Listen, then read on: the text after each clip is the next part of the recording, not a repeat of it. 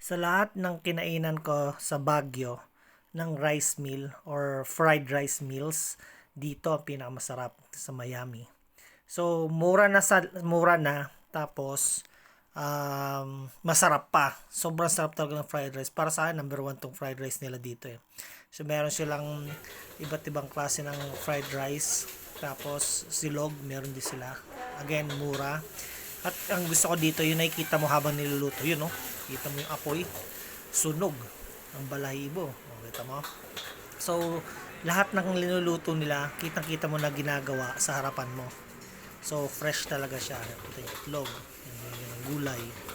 Tapos mamaya lalagyan dyan ng, ng kanin. Makikita nyo kung paano, yan o, nilalagyan na ng kanin. Makikita nyo kung paano mabuo yung fried rice. Tapos meron din silang lomi na binibenta dito. At marami pang iba. Ang gusto ko talaga dito, sobrang sarap ng fried rice at mura.